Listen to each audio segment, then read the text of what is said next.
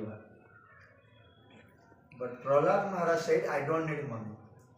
I need Krishna. I need Krishna. Why I need Krishna? Because the master of money, who is Lakshmi, always is serving to Krishna. Always is massaging to feet to Krishna. Who? Lakshmi always surrendered to Krishna. Please give me your service. So if you will get Krishna, automatically you will get Lakshmi. Very intelligent.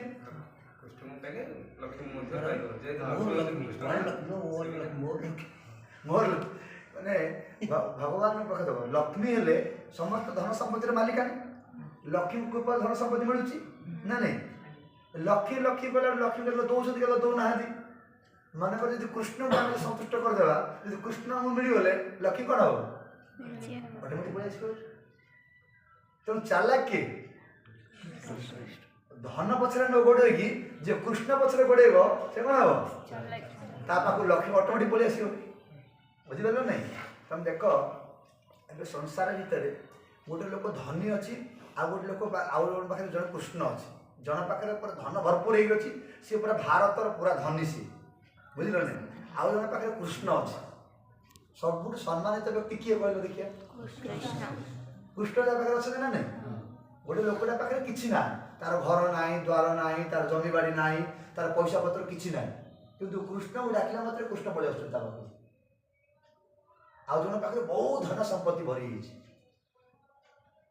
କିଏ ଶ୍ରେଷ୍ଠ ଯାହା ପାଖରେ କୃଷ୍ଣ ଅଛନ୍ତି ଯାହା ପାଖରେ କୃଷ୍ଣ ଅଛନ୍ତି ସିଏ ଶ୍ରେଷ୍ଠ ଏବେ ଯୋଉ ଭାରତର ଧନୀ ଯୋଉ ଅମ୍ବାନୀ ନା କ'ଣ ନା ତାଙ୍କର ପୁଅର ଯୋଉ ବାହାଘର କଲେ ସେ କେତେ ଲୋକ ସାଧୁ ସନ୍ଥ ଡାକିଥିଲେ ନା ନାହିଁ କେତେ ସାଧୁ ସନ୍ଥ ଡାକି ତାଙ୍କର ଗୋଡ଼ ଧୋଇଲେ ତାଙ୍କୁ ସମ୍ମାନ ଦେଲେ କାହିଁକି ଦେଲେ ସେମାନେ ପାଖରେ କୃଷ୍ଣ ଅଛନ୍ତି ସେମାନେ ପାଖରେ କିଏ ଅଛନ୍ତି କୃଷ୍ଣ ତାଙ୍କ ପାଖରେ ଅଛନ୍ତି କୃଷ୍ଣ ଥିବା ଯୋଗୁଁ ତାଙ୍କୁ ସମ୍ମାନ ସଂସାରରେ ଆମର ଭାରତର ପ୍ରଧାନମନ୍ତ୍ରୀ ନରେନ୍ଦ୍ର ମୋଦି ଜଣେ ସାଧୁ ଯେତେବେଳେ ଆସିବ ତାଙ୍କ ପାଖକୁ ଜଣେ ଫକୀର ତାଙ୍କ ପାଖରେ କିଛି ନାହିଁ ସାଧୁ ପାଖରେ କିନ୍ତୁ କୃଷ୍ଣ ତାଙ୍କ ପାଖରେ ଅଛନ୍ତି ଯେତେବେଳେ ସିଏ ଆସୁଛନ୍ତି ସେ ଗୋଡ଼ ତଳେ ଜୁହାର ହେଇକି ପ୍ରଣାମ କରୁଛନ୍ତି ନା ନାଇଁ ତେଣୁକରି ସବୁଠୁ ଚାଲାକ ହେଲା ଜୀବନର ଲକ୍ଷ୍ୟ କ'ଣ ତାହେଲେ ଆମେ କ'ଣ ହାସଲ କରିବା କୃଷ୍ଣ ପଇସାକୁ ନାହିଁ ମନି ନାହିଁ କ'ଣ କହିଲେ ବ୍ରଜେନ୍ଦ୍ର ନନ୍ଦନ ଭଜେ ଯେଇ